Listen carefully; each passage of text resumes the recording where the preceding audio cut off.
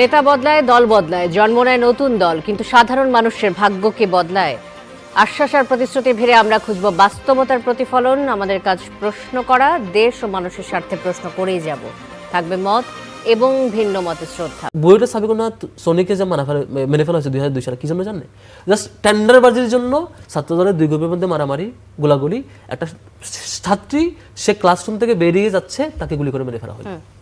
রাজুকে হত্যা করলো আরেকটা সংগঠনের নেতাকে, যে নেতাই সংগঠনের মেন ফ্যাক্টর না, ছাত্রদল ছাত্রলীগের সঙ্গে ছাত্রদলের গুলিতে রাজু মারা গেল ঢাকা বিশ্ববিদ্যালয়ে। আমি বলবো যে মিথ্যাকে যদি স্ট্যান্ডার্ড হিসেবে আপনার দেখতে হয় তাহলে এস এম ফরহাদকে দেখুন, এক কথায়। কারণ হচ্ছে আপনি এমন একটা জলজন্ত মিথ্যা উনি আমাদের সামনে উপহার দিলেন এক কথায়, যেটা হচ্ছে যেটার সাথে বাস্তবতার কোনো রূপ ভিত্তি নেই। একটা সংগঠন, মানে সেখানে তো অন্যান্য অপরাপর সংগঠনগুলোও ছিল, সবাই মিলে কিন্তু সিদ্ধান্তটা নিয়েছে। উনি যেটা বলেছেন এটার ব্যাপারে আসলে কমেন্ট করার মতো কোনো রুচিই নেই আমার। ফারহান আরিফ, যুগ্ম সাধারণ সম্পাদক, বাংলাদেশ জাতীয়তাবাদী ছাত্র দল, এবং রয়েছেন আবু বাকের মজুমদার, সাধারণ সম্পাদক, জাতীয় ছাত্র শক্তি। এবং কিছুক্ষণের মধ্যে আমাদের সাথে যুক্ত হবেন এস এম ফরহাদ, সাধারণ সম্পাদক, ঢাকা বিশ্ববিদ্যালয় কেন্দ্রীয় ছাত্র সংসদ ডাকসু। শুরুতে আমরা আলোচনাটা শুরু করতে চাই ছাত্র রাজনীতি নিষিদ্ধের দাবি জানানোকে কেন্দ্র করে 3 ছাত্রীকে বহিষ্কার হওয়ার ঘটনা ঘটেছে। আপনারা জেনে থাকবেন এই ঘটনা উত্তাল হয়েছে সরকারি তিতুমির কলেজ। আজও মোটামুটি উত্তপ্ত ছিল ক্যাম্পাসগুলো। তো মঙ্গলবার রাত 10টার দিকে সুফিয়া কামাল ছাত্রীনিবাসের মূল ফটকের তালা ভেঙে বিক্ষোভে নামেন নারী শিক্ষার্থীরা। এই যে 3 মে আমরা দেখেছি সুফিয়া কামাল হলে ছাত্রদলের 11 সদস্য বিশিষ্ট একটি কমিটি ঘোষণা করা হয়েছিল, এবং সাধারণ শিক্ষার্থীদের মধ্যে আমরা দেখেছি এই কমিটি ঘোষণার পর ব্যাপক ক্ষোভের সৃষ্টি হয়। ফারহান আরিফ, আপনাকে দিয়ে আলোচনাটা শুরু করব। এই যে কমিটি গঠন করা হলো, তারপর শিক্ষার্থীদের মধ্যে আমরা দেখলাম যে বেশ ক্ষোভ সৃষ্টি হয়েছে। তিতুমির কলেজের 3 ছাত্রীর হলের সিট বাতিলকে কেন্দ্র করেও ক্যাম্পাসে আমরা দেখলাম যে বিক্ষোভ করেছেন আবার শিক্ষার্থীরা। এই যে ছাত্রদলের কমিটি দিয়ে আবার কমিটি প্রত্যাহার করা হলো, এটি আসলে কেন হয়েছে?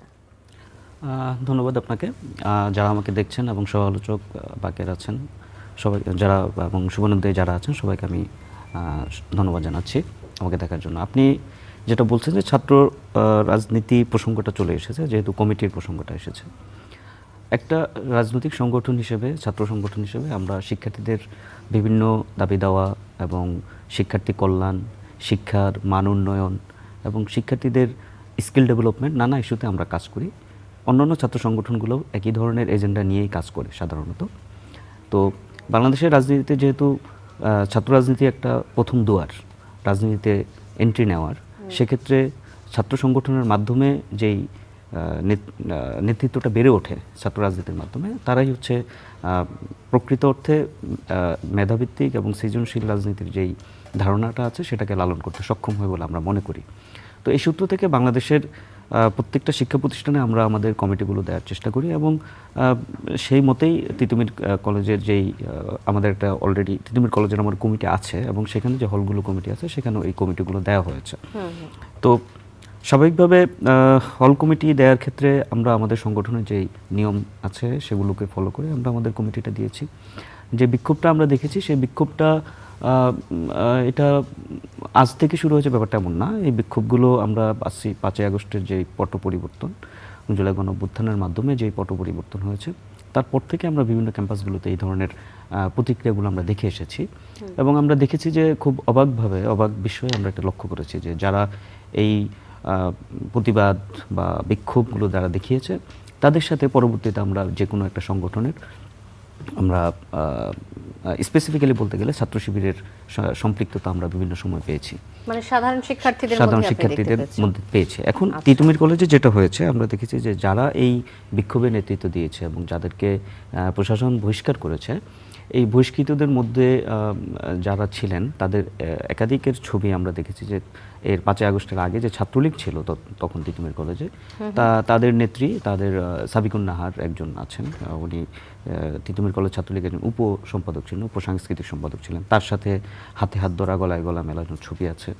একই সাথে ছাত্রলীগের মুক্তা নামে একজন আছে, ওনার সাথেও মানে বিভিন্ন নেতৃত্বের সাথে তার ছবিগুলো আমরা আছে তো দেখতে পেলাম। তো সেই ধরনের নেত্রী যারা এই মুভমেন্টটা করলো, আন্দোলনটা করলো, তাদের এই পরিচয়টা তো প্রকাশ্য ছিল তাহলে। কিন্তু পরবর্তীতে আমরা যখন দেখলাম যে তারা যে মিছিলগুলো করলো সেখানে তারা মাস্ক পরিহিত ছিল এবং সংবাদ সম্মেলন এসে একই দেখলাম যে তারা তাদের মুখাবয়ব যেটা আছে এটা লুকিয়ে কিন্তু তারা কাজটা করেছে। তো পরবর্তীতে যাই হোক সেটা আমরা আইডেন্টিফাই করে দেখলাম যে এটা অতীতে ছাত্রলীগের সাথে সম্পৃক্ততা ছিল তাদের। আচ্ছা, এই মুহূর্তে যারা বিক্ষোভে নেমেছে তিতুমির কলেজে, আপনি তাদের কথা বলছেন? যে না, আমি ওই স্পেসিফিকলি যেই 3 জনের কথা বহিষ্কার হয়েছে তাদের ব্যাপারে আমি বলছি। এবং এখানে যে অভিযোগটা আনা হয়েছে, সাধারণ শিক্ষার্থীরা যে অভিযোগটা তাদের নামে করেছে, সাধারণ শিক্ষার্থী তো সবাই তো সাধারণ শিক্ষার্থী প্রথমত, তো সাধারণ শিক্ষার্থীদের এরপরে তার রাজনৈতিক পরিচয়টা আসে।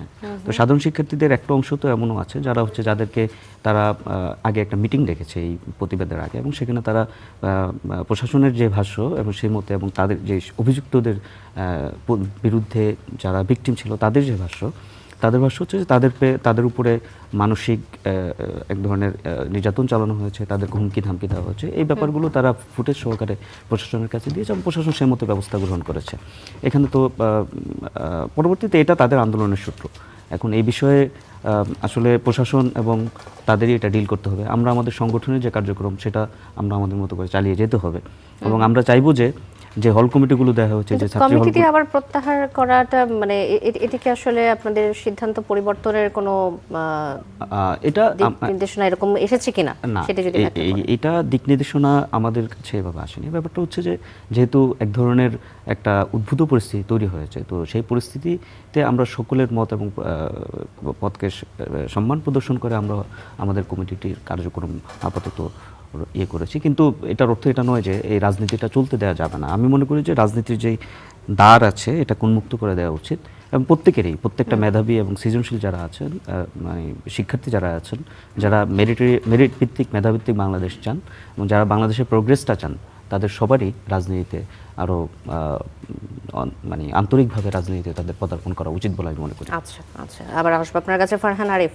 এস এম ফরহাদ এই মুহূর্তে আমাদের সাথে যুক্ত হয়েছেন কড়া আলাপে, সাধারণ সম্পাদক ঢাকা বিশ্ববিদ্যালয়ের কেন্দ্রীয় ছাত্র সংসদ ডাকসু, কেন্দ্রীয় প্রচার সম্পাদক বাংলাদেশ ইসলামী ছাত্র শিবির। আপনাকে স্বাগত জানাচ্ছি আয়োজনে।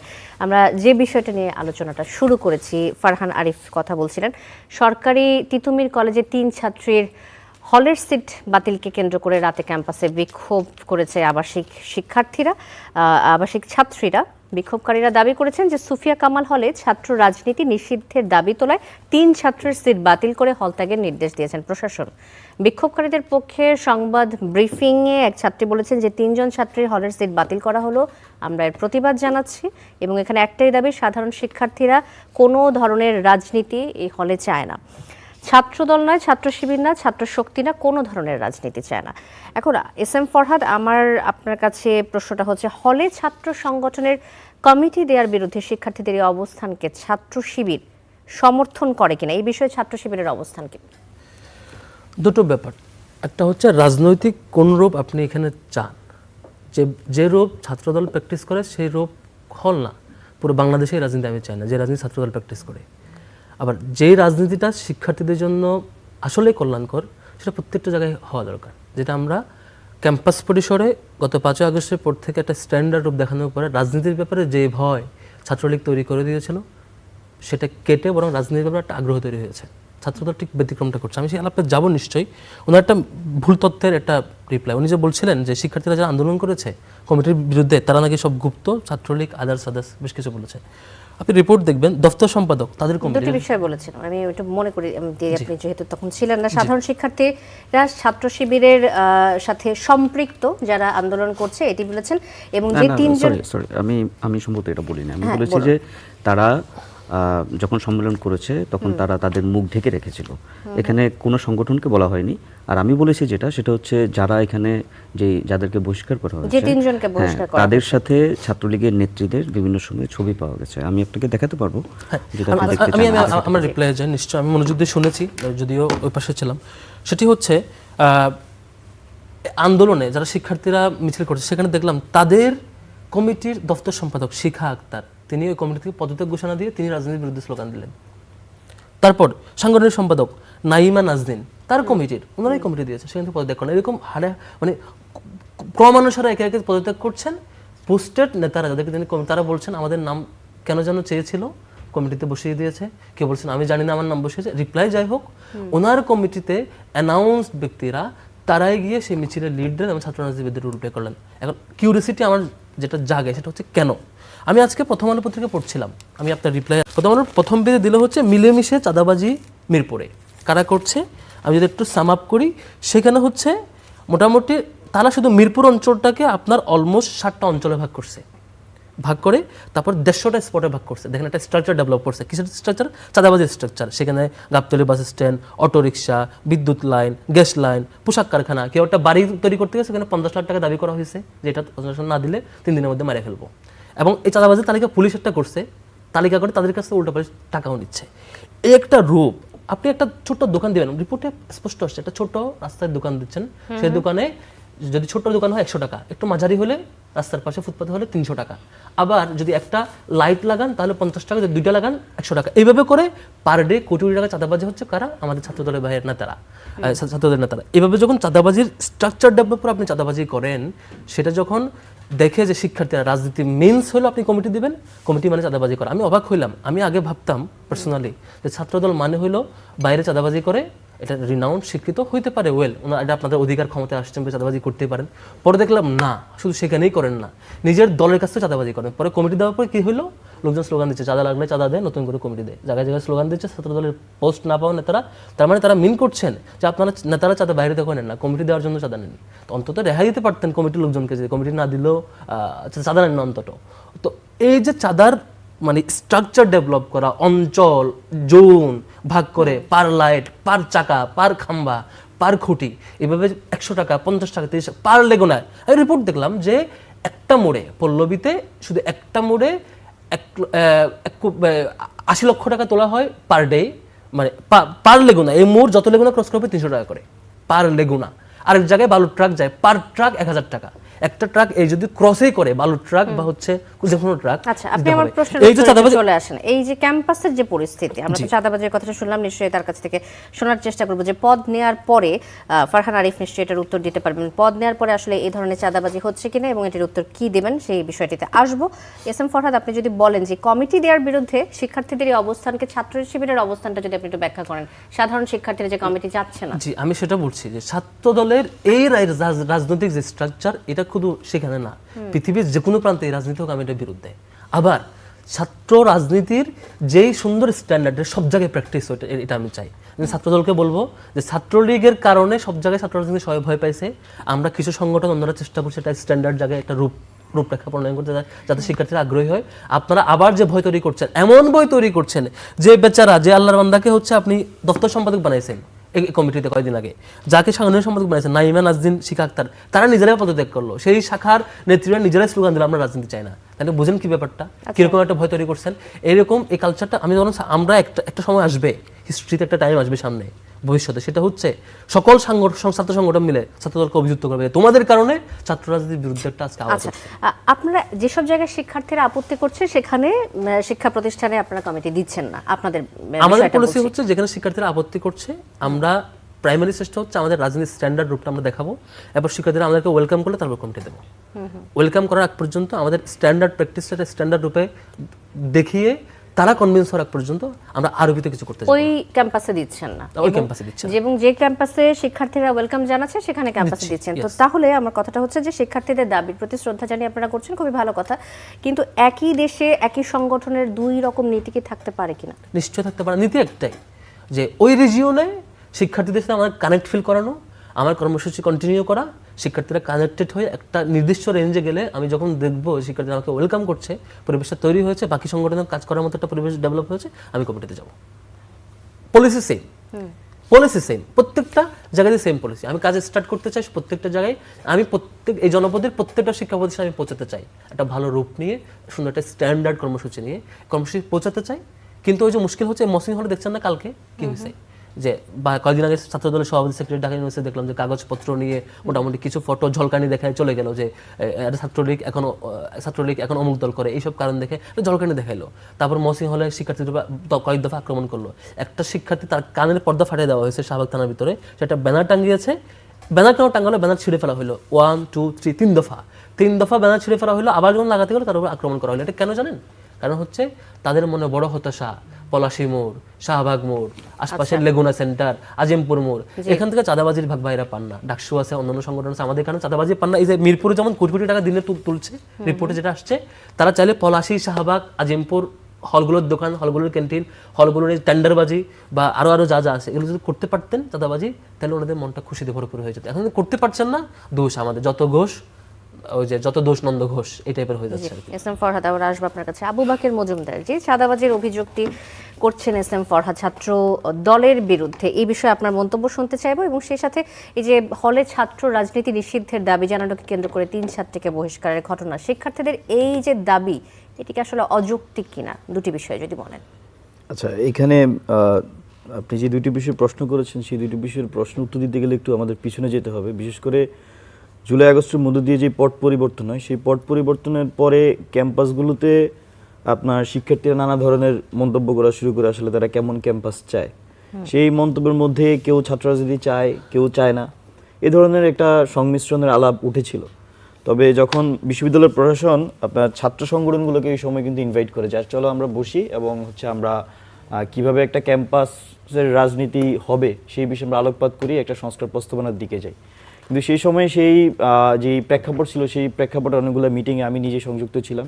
বিশেষ করে ঢাকা বিশ্ববিদ্যালয়ের প্রশাসন এই ধরনের এই কাজটা করার জন্য একটা বিশেষজ্ঞ টিমও তারা প্রণয়ন করেন তৎকালীন সময়ে, এবং সেই বিশেষজ্ঞ টিম যখন কাজ শুরু করেন তখন ছাত্র সংগঠনগুলোকে ডাকা হয় এবং তাদের সংস্কার প্রস্তাবনা দেওয়ার কথা বলা হয়। তো সেই সময় আমরা দেখি যে ওইখানে মানে দুই ধরনের জিনিসটা খুবই হাইলাইট হয়েছিল সেই সময়। একটা ছিল যে ছাত্র দলের যেই গতানুগতিক আগের যে রাজনীতি, সেই রাজনীতিতে তাদের অটল থাকা, এই বিষয়টা সুস্পষ্ট হয়ে উঠে আসে। এবং আরেকদিকে আমি যদি বলি যে এখানে ছাত্র শিবিরের নিয়ে যে প্রশ্নটা ছিল, ওনাদের কর্মী সংখ্যা নিয়ে একটা অস্পষ্টতা ছিল, ওনাদের আসলে কর্মী কারা কীভাবে ওয়ার্ক করতেছে, তো যেটাকে এখন ছাত্র ওয়ার্ডে ফ্রেমিং করা ট্রাই করছে আর কি। তো এই দুইটা বিষয় সামনে আসে তৎকালীন সময়, এবং এটার জন্য শেষ পর্যন্ত আমরা আসলে কোনো সমাধানে পৌঁছাতে পারিনি। এই দুইটা আমার কাছে ওই সময়ে সবচেয়ে বড় প্রশ্নগুলো হয় আর কি, এই দুইটা প্রশ্ন। তো সমাধান না আসার কারণে দেখা গেছে যে বিশেষ করে ঢাকা বিশ্ববিদ্যালয়ে এরপরে ডাকসুর তফসিল ঘোষণা করা হয়, মানে একটা সময়ের পরে তফসিল ঘোষণার পরে ডাকসু হয়, এবং এই আলাপটা কিন্তু বন্ধ হয়ে যায়। তো আমরা 5 আগস্টের পরে আশা করেছিলাম যে যেমন আমাদের জাতীয় রাজনীতিতে নানা ধরনের সংস্কার হবে, রাষ্ট্রীয় সংস্কার হবে, একইভাবে আমাদের ক্যাম্পাসগুলোতে গেস্ট রুম বন্ধের পাশাপাশি আরও কিছু কালচারাল বিষয় আছে রাজনৈতিক, যেগুলো আমাদের সংস্কার না উচিত, যেগুলো সংস্কার আনলে বরং হচ্ছে যে আমরা হানাহানি, মারামারি বা গেস্ট রুম গণরুমের রাজনীতি আবার কখনো ফেরত আসবে না। তো সেই প্রস্তাবগুলো নিয়ে শিক্ষার্থীদের মাঝ থেকে নানা ধরনের আলাপ আলোচনা ছিল, কিন্তু দুর্ভাগ্যজনক হলো সত্যি এই সময়টাতে আমরা সেগুলোকে সমাধান আনতে পারিনি। ফলত আমরা দেখেছি ক্যাম্পাসে বিশেষ করে ঢাকা বিশ্ববিদ্যালয়ের মধ্যে রিসেন্টলি একটা মারামারি হলো, ছাত্রদলের নেতারা গিয়ে ওইখানে ডাকসু নেতাদের উপর হামলা করলেন। তারপর হচ্ছে শিবিরের একজন মার খেয়েছিলেন, সেখানে সাংবাদিক সমিতির নেতাদের উপর হামলা করেছেন। এই ধরনের ঘটনা ঢাকা বিশ্ববিদ্যালয়ে ঘটেছে। আমরা দেখেছি যে চট্টগ্রামে সিটি কলেজের মধ্যে ছাত্রদল ছাত্র শিবির সেখানে সংঘর্ষ জড়ায়। তারপর আমরা দেখেছি যে আপনার পাবনাতে এই ধরনের সংঘর্ষ হয়।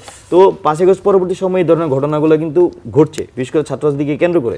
তো সর্বশেষ এসে এটা সংযুক্ত হলো আপনার আমাদের সরকারি তিতুমির কলেজ, এবং সেখানে যে ইস্যুটা হচ্ছে যে আপনার হল রাজনীতি নিয়ে। তবে আমি মনে করি যে হল রাজনীতি, ক্যাম্পাস রাজনীতি চাইতে আগে ছিল যে আমরা যদি সংস্কার প্রস্তাবনাগুলা বা আমাদের সেই প্রশ্নগুলা আমরা সমাধান করতে পারতাম, তাহলে আজকের দিনে এই ধরনের রাজনীতি আমরা দেখতে হতো। এটার দায় হচ্ছে যে আমি মনে করি যে ছাত্র সংগঠন যারা ছিল তারা ঐক্যমত আসতে পারে না, এখানে সবারই কম বেশি দায় আছে, কাউকে এককভাবে দায় দেওয়ার সুযোগ নেই। আবার একই সাথে বিশ্ববিদ্যালয় প্রশাসন যারা এই ধরনের সংস্কার প্রস্তাবনা রোল মডেলের জন্য সবাইকে আহ্বান করে একটা সমাধানের দিকে যাওয়ার চেষ্টা করতে পারতেন, সেই বিশ্ববিদ্যালয় প্রশাসন আমি মনে করি সেখানে তাদের যথেষ্ট ভূমিকা তারা পালন করতে ব্যর্থ হয়েছে। তো আজকে আমরা দেখা যাচ্ছে যে তাহলে আমাদের এই সরকারি তিতুমির কলেজ নিয়ে আমরা আলাপ করতে হচ্ছে, কারণ সরকার আমার যদি আজকে ঢাকা বিশ্ববিদ্যালয় সহ বিভিন্ন বিশ্ববিদ্যালয়ে আমি একটা রোল মডেল তৈরি করতে পারতাম, তাহলে সরকারি তিতুমির কলেজে এই ধরনের মডেলটা ফলো করতে পারতাম। কিন্তু আমরা দেখেছি যে আগস্টের পরে পরে এক এক রাজনৈতিক বিভাজনের কারণে যেই যার মতো করে একটা পজিশন নিয়েছে। তবে এই ক্ষেত্রে আমি বলবো যে এখনো এই সংস্কার প্রস্তাবনা সকল ছাত্র সংগঠনগুলা যদি এক টেবিলে বসে একটা সংস্কার প্রস্তাবনা না যায়, তাহলে আসলে এটা সমাধান করা সম্ভব না। কারণ হচ্ছে যে আপনি আজকে তিতুমিরে দেখেছেন, কালকে সেটা বাংলা কলেজ হতে পারে, পরশু আরেকটা কলেজ আরেকটা বিশ্ববিদ্যালয় হতে পারে। এটা একটা কন্টিনিউয়াস প্রসেস যদি আমরা একটা সামাজিক চুক্তি না যাই। হলে কিংবা শিক্ষা প্রতিষ্ঠানে ছাত্র রাজনীতি নিষিদ্ধের পক্ষে বিপক্ষে বিভিন্ন বক্তব্য নিয়ে আলোচনা হচ্ছে। অনেকে দাবি করছে যে আন্দোলনের পিছনে ছাত্র শিবিরের বেশ কিছু ইন্ধন রয়েছে। এ ব্যাপারে আপনার মন্তব্য শুনতে চাই। হ্যাঁ, এই ব্যাপারে শুধু এই ব্যাপারে রাজনীতি নিষিদ্ধ চায় না বা রাজনীতি নিষিদ্ধ, যেরকম প্রকৃত সাধারণ শিক্ষার্থীও ছিল। আবার এটাও সত্য যে অনেক ক্ষেত্রে আমরা দেখেছি যারা রাজনীতি নিষিদ্ধ চেয়েছেন তাদের অনেকে পরবর্তীতে ছাত্র শিবিরের নেতা হিসেবে তাদের আত্মপ্রকাশ করেছেন। তো এই দুইটা ঘটনাই আমাদের সামনে এসেছে। এবং আমি আরেকটা জিনিস উল্লেখ করতে চাই, আমার সংগঠনের এরকম অনেকে আছেন যারা শুরুর দিকে রাজনীতি চান নাই, এই ধরনের লোক আমার সংগঠনেও আছেন। তো ওই যে সময়টা 5 আগস্টের পট পরিবর্তনের পরবর্তী সময়, সেই সময় একটা রাজনৈতিক দ্বিধাদ্বন্দ্ব তৈরি হয় শিক্ষার্থীদের মাঝে, আসলে তারা কেমন রাজনীতি চায়, কেমন ক্যাম্পাস চান। কারণ হচ্ছে তারা যখন বিগত সময় ছাত্রলীগের আমলটাতে তারা জোর জুলুম করছে, অত্যাচার করছে, তাদেরকে জোর করে গেস্ট করাচ্ছে, গণরম করাচ্ছে, প্রোগ্রাম করাচ্ছে, মিছিল মিটিং করাচ্ছে।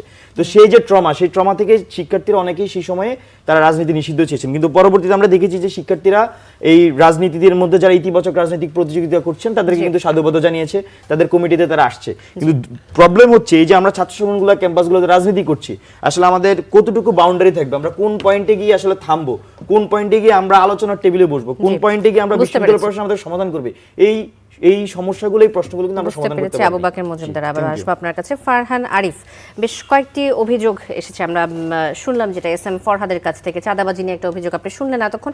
সেই সাথে আরেকটি বিষয় বলতে চাই যে সুফিয়া কামাল হলের সদ্য ঘোষিত ছাত্রদলের কমিটির কয়েকজন নেত্রী প্রকাশ্যে জানিয়েছেন তারা হলে কোনো ধরনের রাজনৈতিক আধিপত্য চান না, একই সঙ্গে তারা নিজেদের পদ থেকে সরে দাঁড়ানোর কথা জানিয়েছেন। কমিটির সদস্যরাই রাজনীতি চান না, এর কারণ কি? সাংগঠনিক দুর্বলতা? না, এটার একটা ব্যাপার আছে এখানে। আমার সহ-আলোচক ফরহাদ যেভাবে বলে গেলেন, এটা অভিযুক্ততার যে সুরে যেভাবে বলে গেলেন, এবং তিনি এখানে অনেক কিছু আছে এক ধরনের ধূর্ততার মতো আশ্রয় নিয়েছেন আমি মনে করি। কারণ আপনি ধরেন একটা সংগঠনে যখন আপনি কমিটি দেন, একটা সভাপতি পদ থাকে, একটা সাধারণ সম্পাদক পদ থাকে, মানে ডিজার্ভিং পদ কিছু থাকে। এই পদগুলোর জন্য একটা নিজেদের মাঝখানে একটা প্রতিযোগিতা থাকে।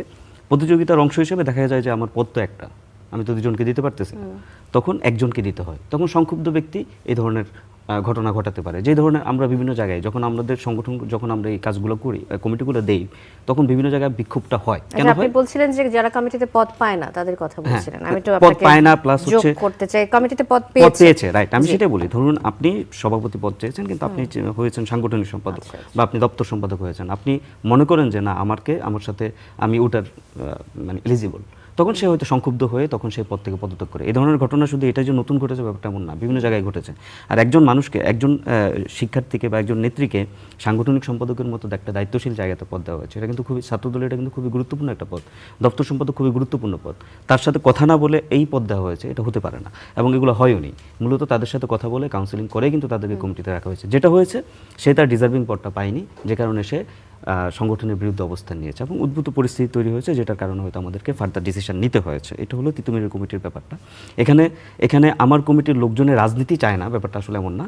সে হচ্ছে তার সংক্ষুব্ধতার জায়গা থেকে এই কাজটা করেছে, নয়তো তার সাথে কথা না বলে কিন্তু এখানে পদ দেওয়া হতো না। আর রাজনীতির স্বরূপের যে কথাটা তখন বলেছেন, তাদের বিরুদ্ধে ব্যবস্থা গ্রহণ করেননি যখন তারা বলেছে রাজনীতি চায় না? না, এটা তো আমরা তো যে ব্যবস্থাটা, আপনি তো এটা নিয়ে ফরহাদ আসার আগে তো আমরা কথা বললাম যে আমরা উদ্ভূত পরিস্থিতিতে কমিটির কার্যক্রম আমরা সাময়িকভাবে স্থগিত করেছি।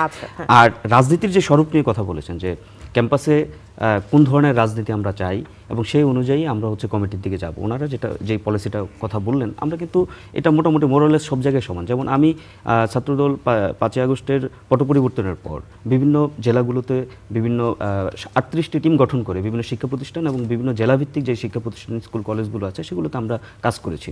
আমাদের মানে প্রায় 1000-এর উপরে নতুন কমিটি দেওয়া হয়েছে। যেমন আমি একটা বিশ্ববিদ্যালয়ের কথা বলি, রবীন্দ্র বিশ্ববিদ্যালয়। এই বিশ্ববিদ্যালয়ে আমরা ওখানে ছাত্রদলের কমিটি কখনো ছিল না। হ্যাঁ, 5 আগস্টের আগে কেউ ছাত্রদলের হয়তো বিভিন্ন জায়গাতে জেলাভিত্তিক বিভিন্ন জায়গাতে তারা প্রোগ্রাম করেছে, বাট ইউনিট হিসেবে ওই বিশ্ববিদ্যালয়ের কোনো কমিটি ছিল না। এরকম অসংখ্য মেডিকেল কলেজগুলো আছে যে জায়গাগুলোতে আমাদের ছাত্রদল কমিটি ছিল না। আমরা সেখানে গিয়েছি, আমরা আমাদের ম্যানিফেস্টো দিয়েছি তাদেরকে, আমাদের কিছু বুকলেট ছিল, সেগুলো আমরা তাদেরকে দিয়েছি যে ভাই আমরা এটা নিয়ে তোমাদের কাছে এসেছি। একদম ওপেন ডিসকাশন ছিল সাধারণ শিক্ষার্থীদের সাথেই, ওপেন ডিসকাশন। আমাদেরকে অনেক বড় কঠিন প্রশ্নের ফেস করতে হয়েছে, কারণ তখন অলরেডি একটা ছাত্র রাজনীতি নিষিদ্ধ বা এই ধরনের একটা আলোচনা কিন্তু তখন বহমান।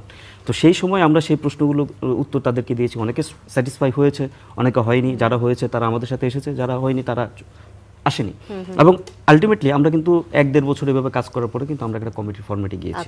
এটাই ঘটেছে এবং তিতুমির কলেজের ক্ষেত্রেও আপনার এটাই ঘটেছে, সব জায়গায় এভাবেই আসলে কমিটিটা হয়।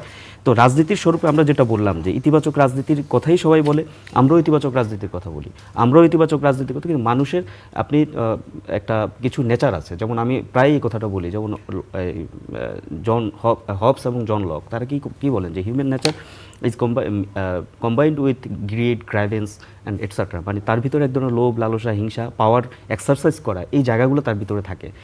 সবার ভিতরে কিন্তু এই গ্রুমিংটা হয় না, যে আপনি যে একজন হিউম্যান বিইং হিসেবে যে আপনার যে সহানুভূতি থাকতে হবে, মানবিকতা থাকতে হবে, এটা সবার ভিতরে হয় না। আবার অনেকে পাওয়ার পেতে পেতে পেতে পেতে একসময় এই জায়গাটাতে মানে আপনার তার এই মোরাল যে স্ট্যান্ডার্ড এটাকে ডিস্ট্রয় হয়ে যায়।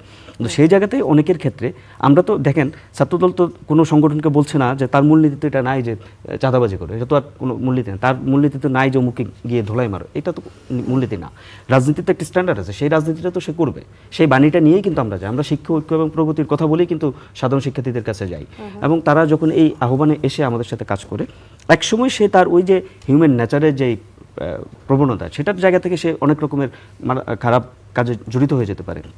অনেক সময় বিপরীত সংগঠনের আপনার নানা রকমের প্রচার প্রপাগান্ডা যেগুলো মিথ্যা, সেই মিথ্যাকে প্রতিহত করার জন্য এই ধরনের কাজগুলো ঘটে। তখন সেই ক্ষেত্রে হয়তো বা আমরা যদি এই ধরনের ডকুমেন্টস আমাদের সামনে আসে, তখন আমরা এটার সাংগঠনিক ব্যবস্থা নিই। আপনি বললেন ছাত্র দলের এই রাজনীতির কথা, উনি বলে গেলেন যে ছাত্রদল সন্ত্রাসের রাজনীতি লালন করছে, ছাত্রদল এই সহিংসতার রাজনীতি লালন করছে। আপনি 1989 সালের দিকে যান, আপনি যখন জাহাঙ্গীরনগর বিশ্ববিদ্যালয়ের ছাত্র শিবির নিষিদ্ধ হয়েছে না, কেন নিষিদ্ধ হয়েছে আপনি জানেন? 1989 সালে যখন আপনার জাকসু ইলেকশন হয়, আমি একটু ছোটো করে হিস্ট্রিটা বলে দিই। জাকসু ইলেকশনে ছাত্র সংগ্রাম পরিষদ 26টা সংগঠন নিয়ে তারা একটা প্যানেল দেয়, বিপরীতে ছাত্রদল সেখানে প্যানেল দিয়েছিল। তো প্যানেল দেওয়ার পরে ছাত্র শিবির তখন সেখানে রাজনীতি করতো। ছাত্র শিবিরের যারা আছে তারা বলেছে যে আমাদের 80টা ভোট আছে, আমরা আপনাদের সাথে প্যানেল হয়ে আমরা একসাথে নির্বাচনটা করতে চাই, আপনারা আমাদেরকে আপনাদের প্যানেলে নিয়ে নেন। তখন মরহুমা দেশনেত্রী বেগম খালেদা জিয়া তখন বলেছেন যে না, তোমরা স্বতন্ত্রভাবে নির্বাচনটা করো। আমরা তাদেরকে নেইনি, 3টা প্যানেলে নির্বাচন করেছে। 3টা প্যানেলে নির্বাচন করার পর ছাত্রদল সেখানে 7-8 ভোট মতো হেরে, 5 থেকে 12 ভোটে হেরেছে।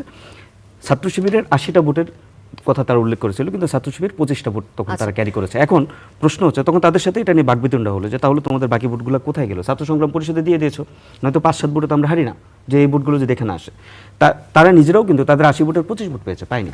তাহলে এটা নিয়ে বাকবিতণ্ডার একটা পর্যায়ে তখন কামাল উদ্দিন হল ছিল, কামাল উদ্দিন হলে তখন পুরো প্যানেল নিয়ে জাকসুতে ছাত্রদল জয়ী হয়। সেই হলে একটা গ্যাঞ্জাম হয় এবং সেখান থেকে ছাত্র শিবির এক পর্যায়ে বের হয়ে এসে আমাদের কবির ভাই নামে একজন ব্যক্তি ছাত্রদল নেতা ছিলেন, তাকে 36টা কোপ দিয়ে তাকে হত্যা করা হয়। তার মাথায় তিনি 11 দিন আইসিইউতে থেকে তিনি মৃত্যুবরণ করেন। এবং এই যে কলঙ্কিত ইতিহাস, এই কলঙ্কিত ইতিহাস কিন্তু শুধুমাত্র জাহাঙ্গীরনগর বিশ্ববিদ্যালয়ে নাই, এবং তখন সমস্ত শিক্ষার্থীরা মিলে কিন্তু জাহাঙ্গীরনগর বিশ্ববিদ্যালয়ে। আমরা একটু বর্তমানে ফিরে আসি। এখন আমি যে বর্তমানেও অভিযোগগুলো আসছে বর্তমানেও আসছে ছাত্রদলের বিরুদ্ধে, এই যে পদ পদবি ঘিরে এই যে বারবার অভিযোগগুলো আসছে বিভিন্ন সংগঠন থেকে, এবং যেটি স্পষ্ট করে এস এম ফরহাদও বললেন, পত্রিকার নিউজগুলো আপনি দেখলেন যে এই যে লেগুনা, তারপর প্রত্যেকটি জায়গায় পয়েন্টে পয়েন্টে সব জায়গায় যে চাঁদাবাজির যে ঘটনাগুলো, এগুলো কমিটি পাওয়ার জন্যই তো, কমিটিতে পদ পাওয়ার জন্যই তো এই প্রতিযোগিতা তৈরি হয় এইসবের কারণে, এটাই তো অভিযোগ। এটা অভিযোগ, হ্যাঁ। কমিটিতে পদ পাওয়ার জন্য অনেকে এটাকে, আমি কিন্তু বারবারই আপনাকে অ্যাকনোলেজ করে যাচ্ছি, আমি অস্বীকার করবো না কোনোভাবেই যে পাওয়ারের কি বলে এটাকে খারাপ ব্যাড এক্সারসাইজ যে হয় না, আমি এটা কখনো অস্বীকার করবো না, হচ্ছে পাওয়ার প্র্যাকটিসটা হচ্ছে। কিন্তু যেখানে কথাটা, আমি কিন্তু এই আলোচনা আজ প্রথমেই আপনি যখন আমাকে দিয়ে শুরু করেছেন, আমি কি বলেছি? আমি বলেছি বাংলাদেশের ছাত্র রাজনীতির মাধ্যমে রাজনীতির গতিপথ পরিবর্তন করতে হবে। প্রথমত ছাত্রদেরকে রাজনীতির স্টিয়ারিংয়ে আসতে হবে। কেন? কারণ হচ্ছে একমাত্র শিক্ষার্থীদের ভিতরে, একটু শেষ করে দেবো 1 মিনিটের ভিতরে, ছাত্র রাজনীতির মাধ্যমে ছাত্ররা মেধা এবং সৃজনশীলতার রাজনীতিটা করবে। এই কারণে ছাত্রদের জন্য রাজনীতির দ্বারটা উন্মুক্ত হওয়া উচিত, তার আন্তরিকভাবে রাজনীতিতে আসা উচিত। যত বেশি ছাত্ররা রাজনীতিতে আসবে, তত বেশি এই যে ধরনের ঘটনাগুলো, পাওয়ার প্র্যাকটিসের যে ঘটনাগুলো ঘটছে, সেগুলো বিদায় হবে। একই সাথে রাজনীতিতে সুস্থ ধারা, সেটা চর্চা হবে। স্বীকার করে নিয়েছেন ফারহান আরিফ, আমি স্বীকার করছি, ধন্যবাদ এর জন্য। বাট আমি একটা জিনিস, প্রশ্নটা হচ্ছে যে এই যে পাওয়ার প্র্যাকটিস, সেটা থামানোর জন্য কেন্দ্রীয়ভাবে আপনারা কি ব্যবস্থা গ্রহণ করছেন? কারণ বারবারই তো বলছেন যে আসলে চাঁদাবাজি হচ্ছে, কিন্তু এটা আসলে একজন মানুষের হিউম্যান এরর বলে আমরা আসলে তাকে বাদ দিয়ে দিতে পারি না এই ভুলটাকে, তাই না? তো সেক্ষেত্রে আপনারা কি ব্যবস্থা গ্রহণ ব্যক্তির করেন? দায় সংগঠন নেবে না এই কথায় ছাত্রলীগ বলতো, আমরা এটা বলবো না। ব্যক্তির দায় সংগঠন নিয়েছে এবং ব্যক্তির দায় সংগঠন নিয়ে 5ই আগস্টের পট পরিবর্তনের পরে, জুলাই গণ অভ্যুত্থানের পরে 4,500 নেতাকর্মী সারা বাংলাদেশে আপনার সংগঠন থেকে বহিষ্কৃত হয়েছে। হ্যাঁ, তার মধ্যে অনেকগুলো এমনকি, যেমন আমি আমার উপজেলার কথা যদি বলি, সেখানে ছাত্রদলের যেই একজন নেতাকে কোনো রকমের জাস্ট অভিযোগের ভিত্তিতে কোনো তদন্ত ছাড়াই তাকে বহিষ্কার করে দেওয়া হয়েছিল। 1.5 বছর সে বহিষ্কৃত ছিল এবং পরবর্তীতে আমরা যখন তদন্ত করে দেখলাম যে সেটা আসলে যেই ধরনের লঘুদণ্ডে তাকে গুরুশাস্তি দেওয়া হয়েছে, ব্যাপারটা এরকম না। আমরা কনভিন্স হয়েছি এবং তখন এই ধরনের কিছু কিছু জায়গায় তদন্ত সাপেক্ষে যদি প্রমাণিত হয়েছে, অভিযোগ সাপেক্ষে বহিষ্কার করে দেওয়া হয়েছে, তদন্ত আমরা করার সুযোগ পাইনি, কারণ রীতিমতো আমাদের বিরুদ্ধে মব তৈরি করা হতো, যে কোনো ঘটনা ঘটলে মব তৈরি করা হতো। তো পরবর্তীতে আমরা যখন দেখলাম যে না, এটা আসলে ঘটনাটা ভিন্ন, তখন সেক্ষেত্রে আমরা কিছু কিছু অব্যাহতি মানে যেটা দিয়েছি সেটা আমরা তুলে নিয়েছি। কিন্তু এখনও 4,500 নেতাকর্মীকে আমরা বহিষ্কার করছি। আমরা আমাদের শুধু ছাত্র দল নয়, মূল দলেরও অনেক নেতৃবৃন্দ কিন্তু বহিষ্কারের আওতায় পড়েছেন। মূল দলের অনেক কমিটি ভেঙে দেওয়া হয়েছে। এটা হচ্ছে ব্যক্তির দায় সংগঠন নিয়ে সংগঠন সেই কাজগুলো করেছে। আমরা ওই নীতিতে যাচ্ছি না। একই সাথে আমি আপনাকে থিওরিটিক্যালি বললাম যে মানুষের ভিতরে প্রবণতা আছে, সেই প্রবণতা সে বিভিন্ন প্ল্যাটফর্মে ইউজ করে, পরিবার থেকে শুরু করে আপনার সংগঠন থেকে শুরু করে রাষ্ট্র, সব জায়গায় সেটা ব্যবহার করে। এবং রাষ্ট্র, পরিবার কিংবা ব্যক্তি যেই হোক না কেন, সেটার দায়িত্ব নিয়ে সে সেই অনুযায়ী যদি শাস্তিমূলক